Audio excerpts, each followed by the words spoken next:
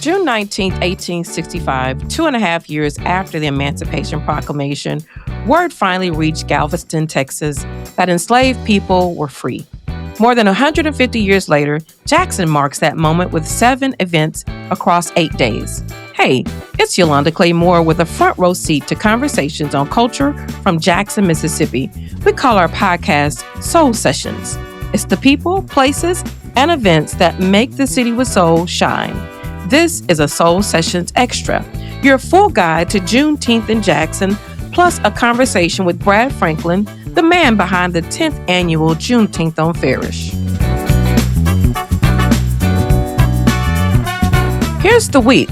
Sunday, June 14th, Jackson State University hosts Jubilee, a folk opera, a free premiere concert reading developed through a collaboration between JSU and Yale University, presented as part of the HBCU Opera and Musical Theater Summer Festival at FD Hall Music Center from 4 to 6 p.m. with a reception to follow. On Thursday, June 18th, you actually have 2 options. The City of Jackson's Juneteenth extravaganza runs from 4 to 10 p.m. in the back parking lot of the Jackson Convention Complex. There'll be live entertainment, African drums and dance, spoken word, line dancing, food trucks, kids' activities, and fireworks. And it's free. Then at 7, the Juneteenth kickoff jam at the Patton House and Gallery on North State Street brings live music from Allie Durr, one of our own actually, and band DJ Daddy Bug, food trucks, and live painting by Latrice Lawson. Bring a lawn chair. It's free. You can register on Eventbrite. On Friday the 19th, there are 2 more.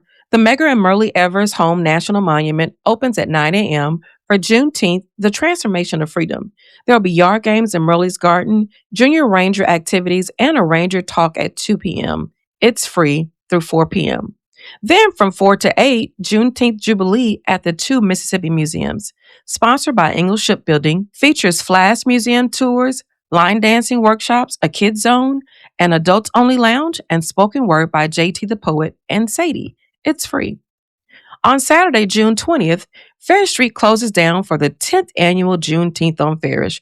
From 5 to 10 p.m., Mike Robb and the 601 Band, My Cherie, Candy Janae, Scotty Pimpin, Brita G, Young Top, T. Ross, and a special performance by Kamikaze himself, hosted by Kaz and Queen. It's free. The week closes on Sunday, June 21st, at LeFleur's Bluff State Park. Faith and Freedom is an inaugural celebration honoring the Black church and the sounds from Mississippi that shaped America's story. Gospel, worship, and a presentation of the My City Jackson, Mississippi Impact Award to David R. Curry Jr., the co-founder and producer of the Mississippi Mass Choir. Musical tributes to the Williams Brothers, the Canton Spirituals, and the Jackson Southerners.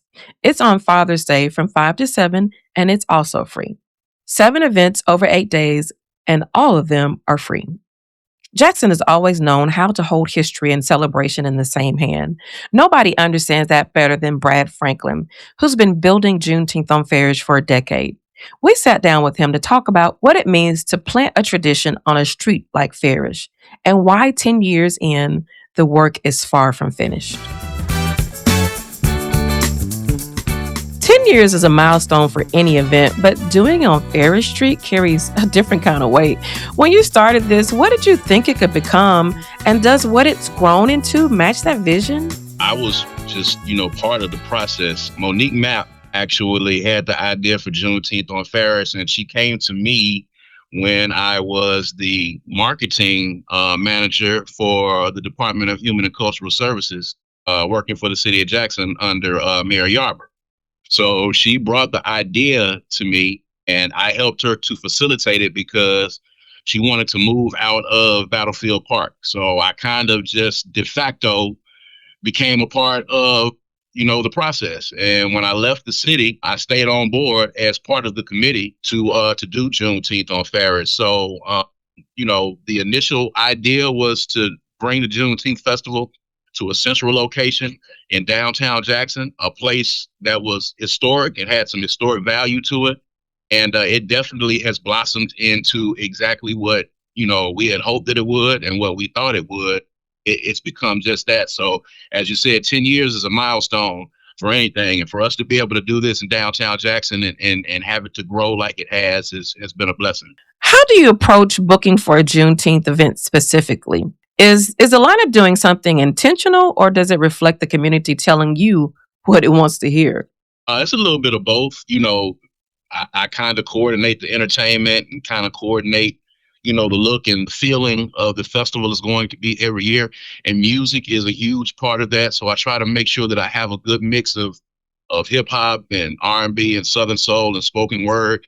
It kind of just, on the heels of doing Jackson Indie Music Week each year, we have a very wide variety and array of artists that we're able to reach out to that we know are available. So I want to make sure that we have something for everybody there. So as always, the musical choices that we have, especially this year, is something for everyone. So regardless if you are 16 or if you're 65, we have something for you and something that will be pleasing to your ear as you're out there just kind of sitting around and enjoying the festival. Fair Street has its own complicated story, the history, the revival efforts, the ongoing conversation about what it becomes next.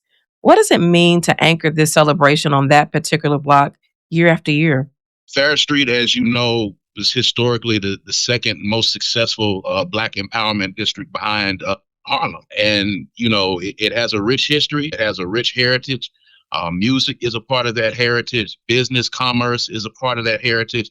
And that was located right here in Jackson, Mississippi. So it's very appropriate that we have this event on Farish Street. It's the perfect place for it. And now looking back in hindsight, we made a great choice. There's a lot of great places in the city of Jackson that we could have had. Monique originally worked with the folks that were doing the Juneteenth over in Battlefield Park. There's plenty of parks and areas and venues that we could have done this in, but Farish Street just fits, just because of the history, just because of what it means for the city of Jackson and what it means for Mississippi.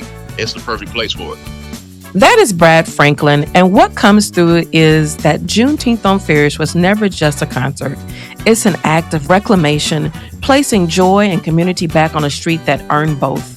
10 years in, the tradition is doing exactly what traditions are supposed to do, reminding a city who it is. Links to all 7 events in our show notes at visitjackson.com/soul sessions.